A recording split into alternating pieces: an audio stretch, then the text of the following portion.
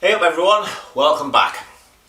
Now, as you'll have noticed from the little cred at the beginning, today we're talking about wheels and what we're going to do with them on this special. You see I've got a pair in, but it's just that I've been fiddling about.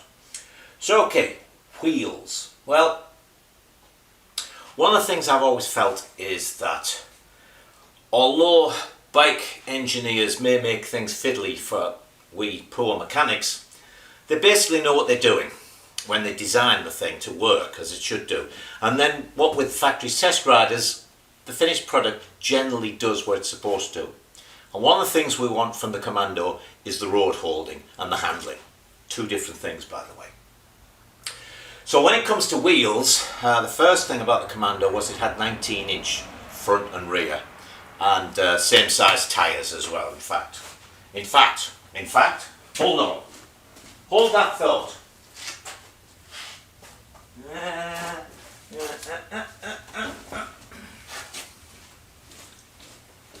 I'm back. There's the tyre they had. Dunlop TT100. 19 by 4, more or less. 41019, whatever the modern numbers are. So they thought that 19-inch front and rear, same tyre front and rear, with the various dimensions and steering angles gave you a good handling bike, and it did. So we don't really want to vary from that too much. But of course, 19-inch rear wheels are not exactly common. Certainly not on more modern bikes, and we don't want to go sticking in a wheel from the 1950s because we've got a fair amount of pork in this thing. So I've had an offer from a viewer for a pair of Kawasaki wheels, but they are cast. And you may remember I asked whether we should use cast or wire wheels, and opinion was pretty much split down the middle. I like the look of the wire wheels, and I think aesthetically wire wheels would be good. But we're building a special, it's compromises, and it's, you know, I'm tight, it's what I've got to hand. So, for ease, the best thing to do would have been to use a Norton Commando rear wheel. Then it would have gone straight in, no problem. Nice big drum brake, etc. But that gave us two problems. The Commando wheel is going to have a brake drum on this side, which would require us to have some sort of crossover or a cable. Now, of course, the Commando actually work with a cable, but we're going to have the gear change on this side, so we're going to have the brake on the right hand side, so that would have meant a cable going over. And as the cable, we're going to have rear set footrests, and the cable would have to go back because of the way the foot pedal pulls it. It would have been this really nasty thing with the loop coming over here, so I didn't like that idea. But worse was the fact that having the brake on this side meant that the sprocket had to be bigger than the drum. And as you know, because we've got a small sprocket on here, we're going to have to keep the sprocket on the back probably as small as we can in practical terms to keep the gearing reasonable. So I scrapped that idea. Then I remembered I had this pair of Yamaha XS650 wheels with Burani alloy rims, which those of you of my generation and maybe a generation after will remember they were the bee's knees to put on your cafe racer.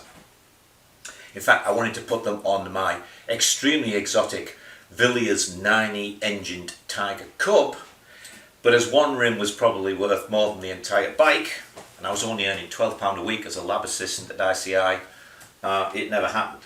So anyway, we've got these nice pair of wheels. So what can we do with them? Well, again, it's good news and bad news. Good news is when I popped it in the front, the wheel, the hub, everything width is exactly right. I mean, it just slots in and the wheel is centered. So that's nice. Bad news is the wheel spindle, as you see, doesn't come out this end, and it's a smaller diameter than the Kawasaki one was. But we have extra sticking out this side, which you'll see when I come in closer and we do each wheel. That's not an insurmountable problem. Now, of course, sod's law, just as that wheel spindle was too small, this one is too big to fit into the Norton. In fact, by quite a way. The Norton one is about 14mm, I think. It's just over ½ inch, which is why I've got a piece of ½ inch rod through it now. And the Yamaha one is about 20. and there's not a lot of plate here to start expanding it by 6mm.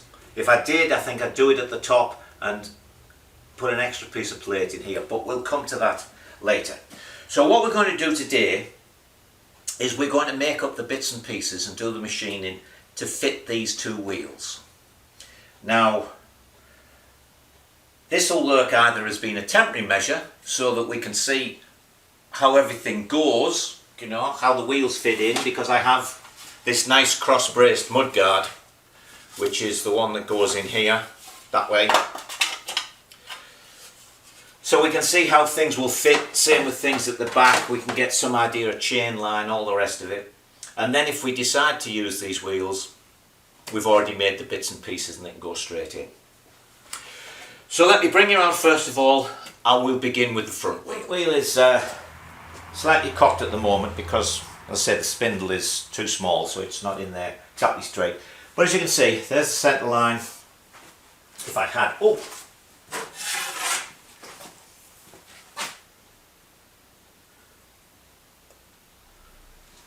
there you see, that's the centre of the tyre. We're nicely on the centre line. So we have very little to do. Now, as I mentioned, there's a big chunk sticking out here. So what we're going to do is measure how far short we are on this side, and then this part we're going to turn down so that it'll fit through there, come up against that, be the right diameter for this clamp piece, and stick out this side enough to put nice shiny castellated nut up. I think they call that something different here as well, can't remember. So what we're going to do is, as I say, make a measurement, turn this side down, and then for this side, because the spindle is smaller than the hole in the fork, we're going to have to make up a little sleeve, just the length of this boss on the fork and suitable diameter to make the spindle a proper fit. So let me take some measurements and then we'll go over to the lathe. Alright, we're going to take this back 1.25 inches and we're going to reduce it by 118 thou. So I'll get started, and then, as I say, I don't like boring you with turning. We'll get started and then we'll go to something else.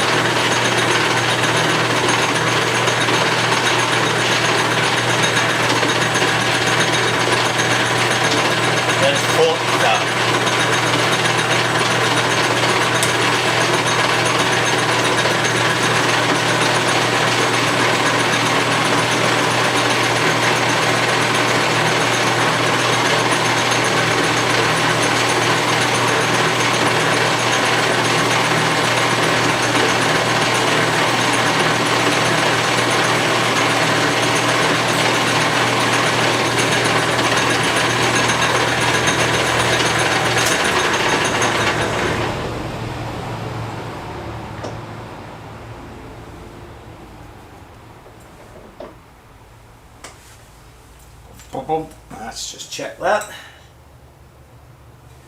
Yep. And let's see what we're at.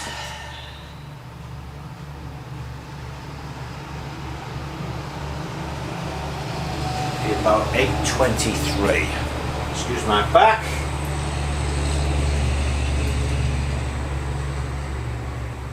$8.22. So we're about on target.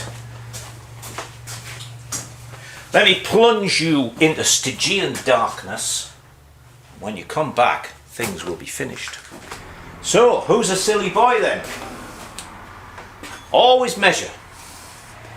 Remember I said that was a loose fit in there. Well, the threaded portion is, but the threaded portion is smaller than the actual spindle. So, the spindle is bigger. So we have two options. That, by the way, is perfect. No wobble at all. So we have two options. If I've got a ream the right size, I can ream this out, or we can measure here and I can just turn that down a little bit and then it'll all fit together nicely. And as you can see, we've got just nicely enough there to fit our nut on. You alright? You with me? So let me check my reams and we'll see which is going to be the easiest way to do this. So, I didn't have a 17mm ream, but I did have a 17mm drill bit.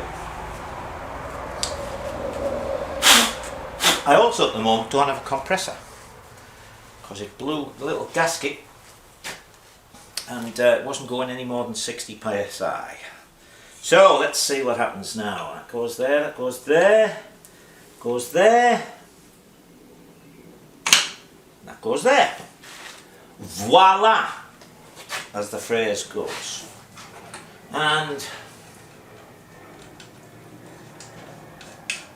on goes our nut. We're fractionally short. I don't want to take any more of this off, and we're not quite got to where the pin is going to go through. So what I might do is either see if I can get a shallower nut, or just take a little bit off so I can get the pin in, or I might take a little bit off and put a lock washer on. We'll do something so that the wheel won't fall out. Speaking of which, let's put the wheel in.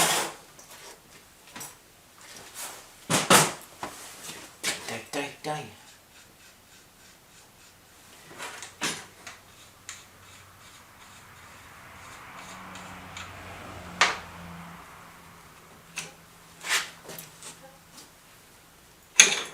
Go. Good close fit.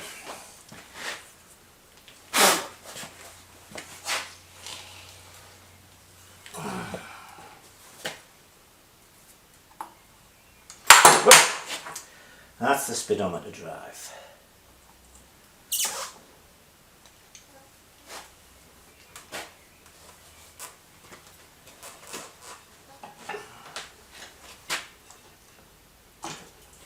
Okay.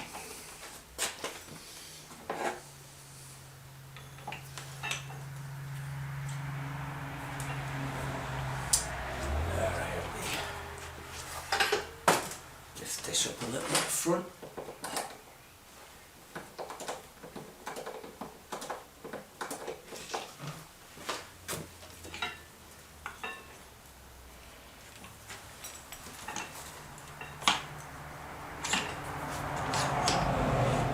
There. Goes in there.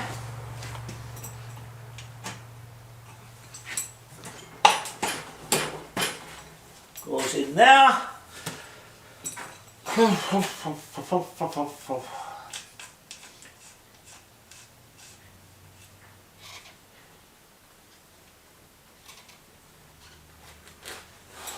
Actually, when that gets pulled up, size nut do you think that is?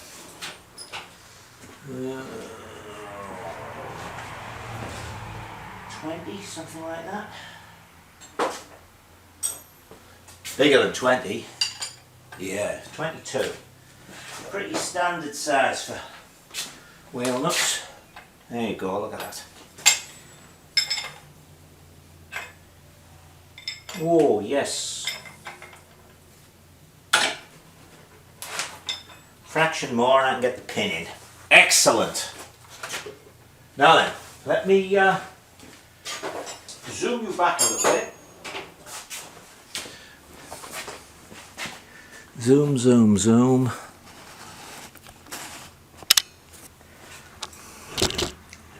Actually get you in front of the bike. And where's that rod?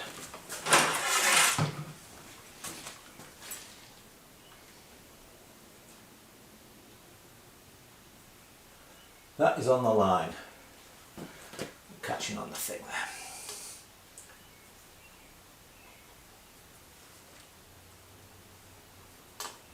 That is on the centre of the tread. as you can see, right up the middle. Okay, so we've got a nice front wheel in so it won't wobble. I'll take it back out so I can put the mudguard on, and then that's the front end ready. Front wheel in, mudguard on. This was one of those things where I know I took it off with the forks together still in the yokes, but I was damned if I could get it back in, so I had to take it apart, put the mounting bracket in first and then the mudguard on. And it was also one of those jobs, you know, where if you just take the thing to pieces it would go on in a few minutes, but you keep thinking to yourself, no, there must be a way, there must be a way. And in the end you spend an hour fiddling when it would have taken you 10 minutes to take it apart. Alright, so as I say, front end done, so now I can lift it up in the centre, take the weight off the back wheel, and we can start doing our measurements there for the various spacers and sleeves. Now I've got the wheel centred, and we're going to start with this side. Now the actual Commando wheel spindle is about 9/16. This is the adjuster, chain adjuster from the XS650. It's about 1/4 inch bigger. Now I think that's rather overkill, because I mean the 650 wasn't as powerful as the Enfield, got Enfields on my mind at the moment, the Commando, and certainly I don't think it was as heavy, although it was quite a lump. But I'm imagining the Commando wheel spindle was designed to be up to the job. So we have two options at the back here. I could open this out, but I would have to open it out 1/4 inch.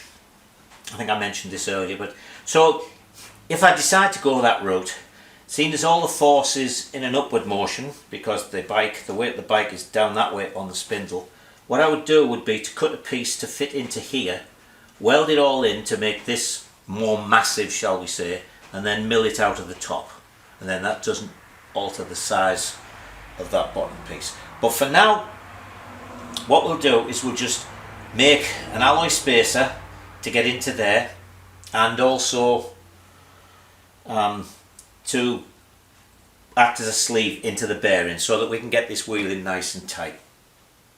As I said, this is 1/2 inch rod. The Commando spindle is about 9/16, so if we decide to use this wheel, I can get a Commando spindle and I can just open out the alloy pieces we make a little bit and they'll all work.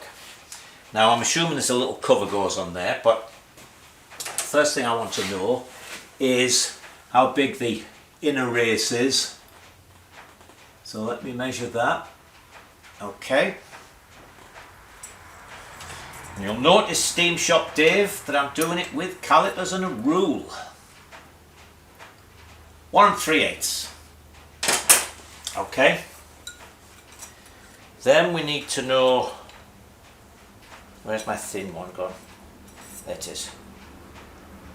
How far from the inside of the swinging arm plate to that. It's a bit dark in there, so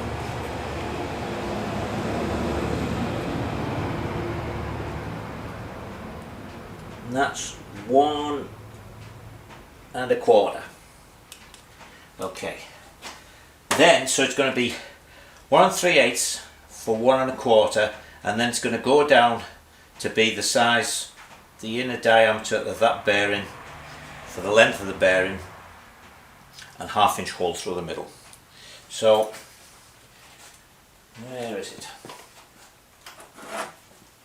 There's the spindle that fits into the bearing, so we can measure this spindle and make our drawing for that piece. Now this is what we're going to make. Here's the piece that fits into the bearing, and I've written that on wrong. Then this is the actual spacer between the bearing and the swinging arm plate. So the spacer is going to be 1 3/8 wide, it's going to be 1 1/4 long, and then another inch will go into the bearing. That's 781, that 0.781 is actually that, because this is only a 1/2 inch. Alright, so what we're going to do is face it, drill a hole through, then I'm going to turn this down to there. I'm using 1 1/2 inch. Well, I'll turn it down to 1 3/8, and then I'll throw the 2¼ inches, and then I'll turn this piece down for the 1 inch down to 0.781. So I faced it and drilled out a 1/2 inch hole. So now we are going to turn this down to 1 3/8, 2¼ inches.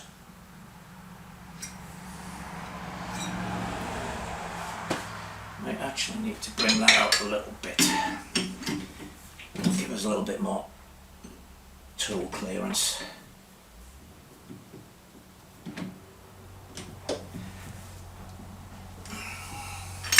Okay, let's see what that is. That's better.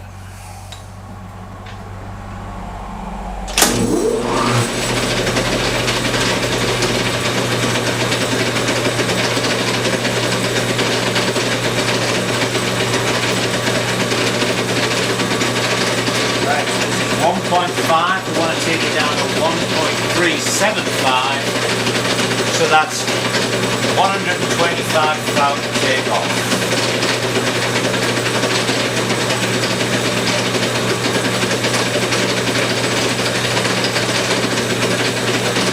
There's 40.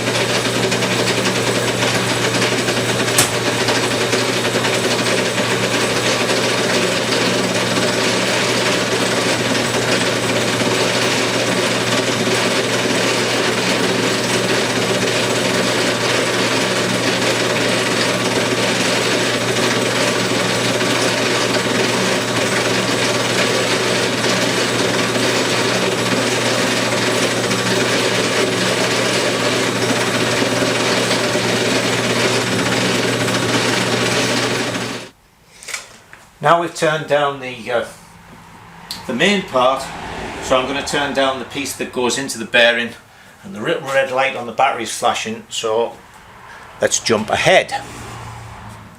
And finally we'll part it off, which is a lot easier with £1,500 of lathe instead of about £600 like the other one was.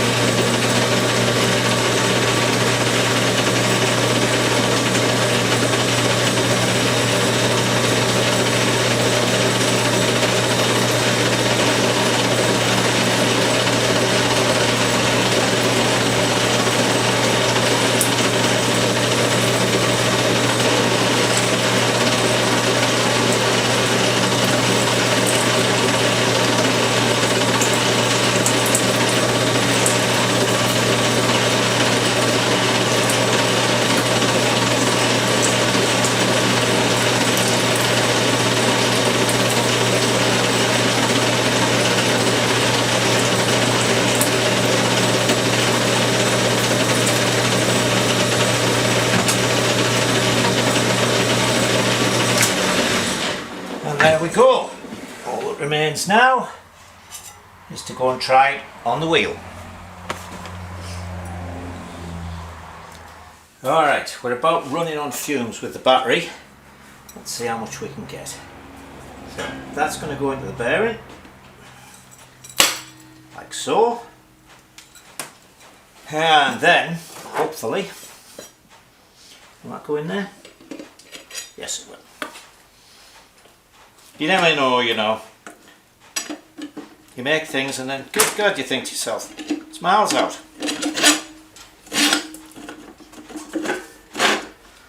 Alright. That hard up against there. Oh, ow, oh! Let's see how we look with our centre line. I'll do this more exactly in a minute, but that's it. Alright, so now we need to go around the other side and do some other measuring. Now for this side, we're going to make the same shape, i.e. the same as this. We're going to have a piece from the inside the swinging arm here to the brake plate to act as a spacer, and then we're going to step down and go through the brake plate and into the bearing to act as our sleeve to get the wheel spindle to the same size as the bearing. Now the difference here is the brake plate. Now if I press on the brake plate, you'll see that the wheel still spins. So that means, that's just because I let go of it. That means that within here, on the back of this brake plate, there's a boss. And the boss itself is pressing onto the inner race of that wheel bearing. So that when everything is bolted up tight, you know, swinging arm is going to be pressing on spacer. This is in a normal fitting. Spacer is going to press on brake plate. The brake plate boss is going to press on the inner race of the bearing. There's going to be a piece in between the two bearings which will carry that pressure through to the inner race of the other bearing. Then there's a spacer on the other side, then there's a swinging arm. So when this is all clamped up, all it grips is the inner race of the bearing, and then the wheel can turn because the wheel is clamped in a press fit to the outer race, so we're running on the balls. So for this one we're going to have to measure, as I've mentioned, swinging arm to brake plate to get the actual spacing piece. Then what we're going to have to do is take the wheel out and measure from this flat edge of the brake plate down to the bearing, and then add our inch for a nice support under the bearing. So first of all, we need to know what this is going to be.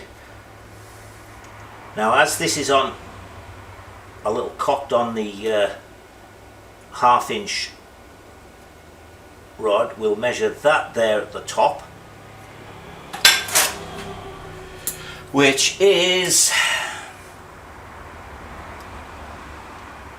3/4, and we'll measure it at the bottom just in case it's much different because of the way the wheel is cocked.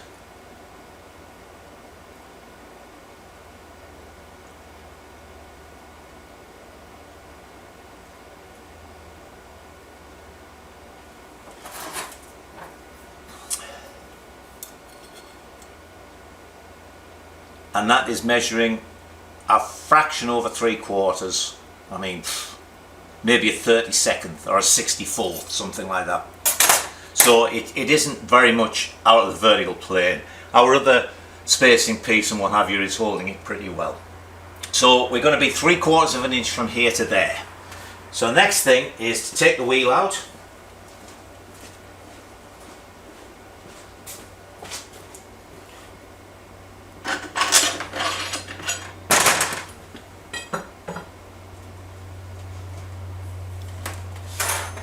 Take our little piece out at the other side so we can lay this flat.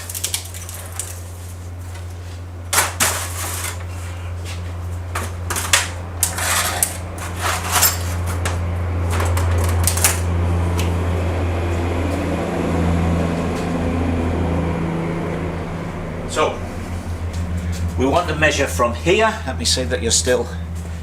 Hey! Good job I checked, wasn't it? Or it'll be another one of these where I'm talking away and you haven't a clue what I'm talking about.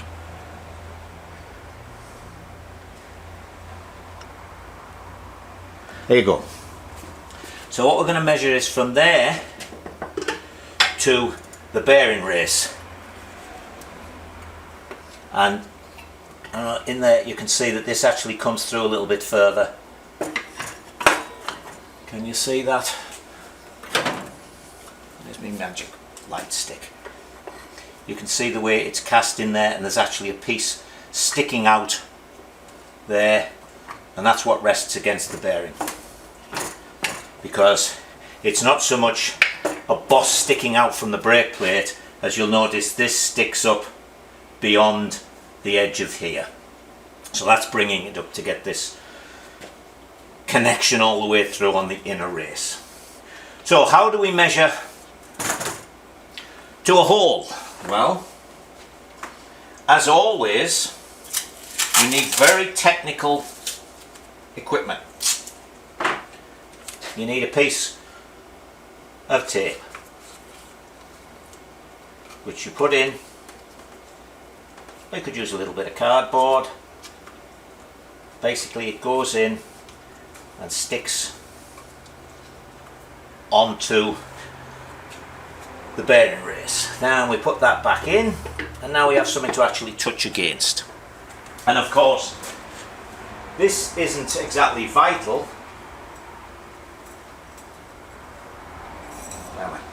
because this is this part, and I mean it doesn't matter if it's too long. So let's see how much we need here.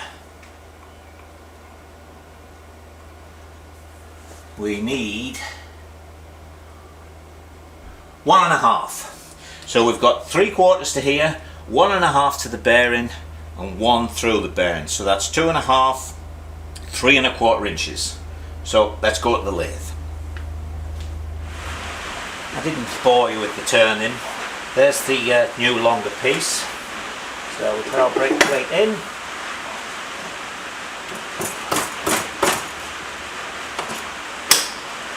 Put that in. Pull you out to see the whole wheel.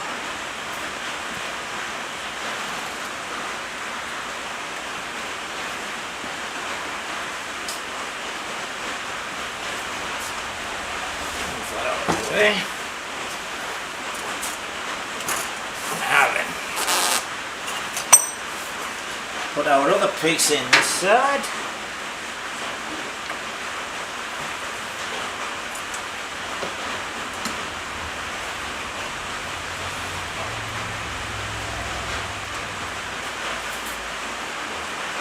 What I think we'll do here is lower the bike to fit rather than me straining to lift the wheel while I'm putting the wheel spindle in.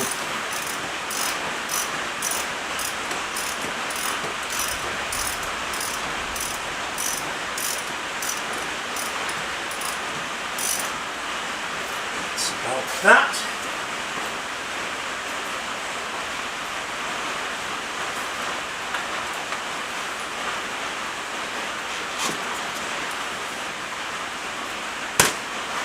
Goes.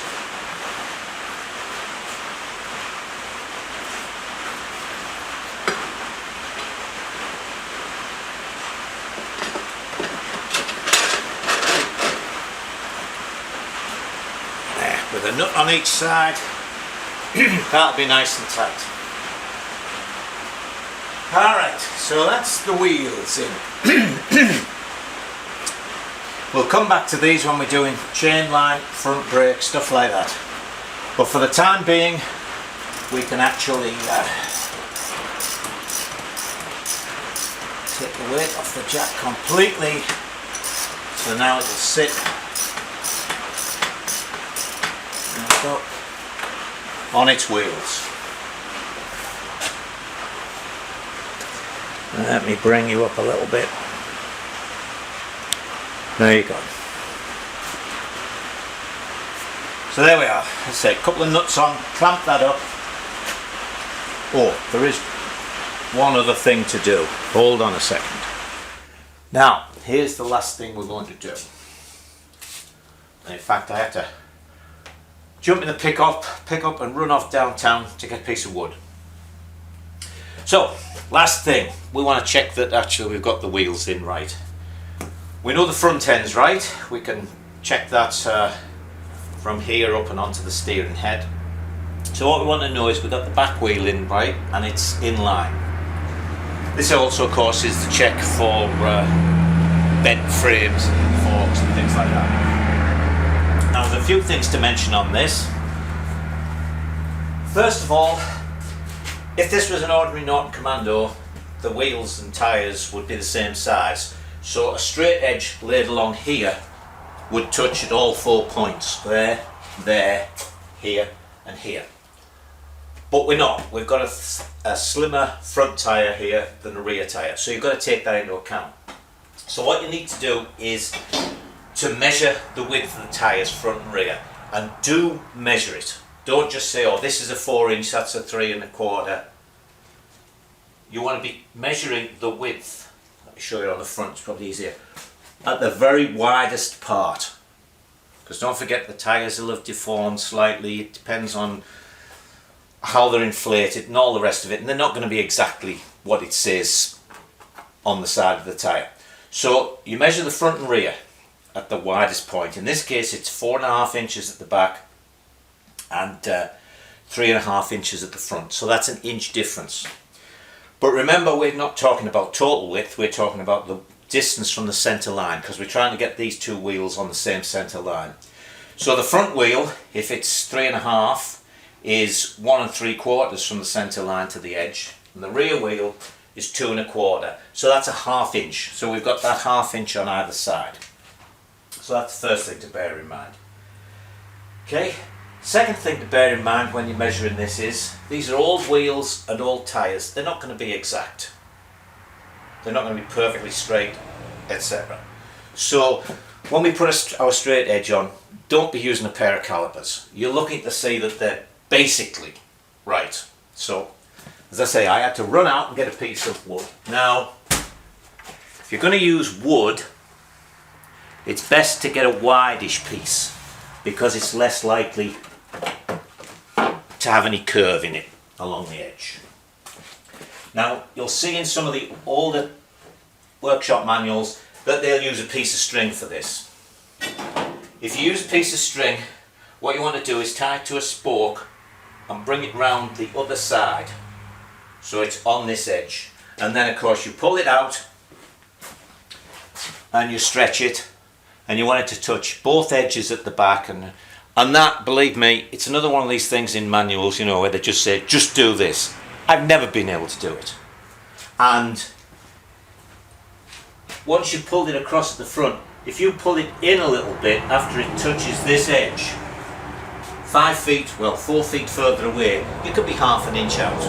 So use a nice solid straight edge. Put it in, support it on something so that it's up a few inches onto the edges of the tyre.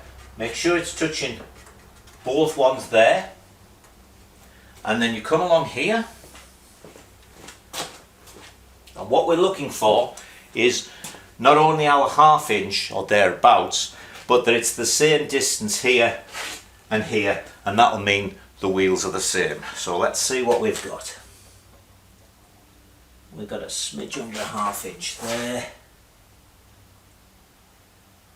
We've just done a 1/2 inch there.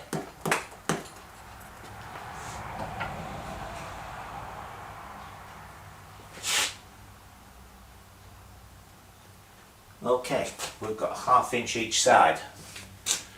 So that means the wheel is in line with, the front wheel's in line with the back wheel. But what I also like to do is do it the other side. And you'll notice also, as I've turned it over, we're also using the other edge to the wood.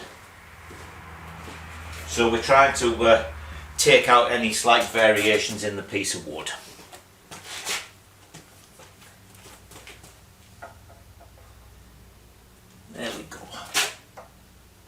Yep. So our wheels are in straight. They're both on the centre line. We're done with wheels. So until next time, enjoy yourselves.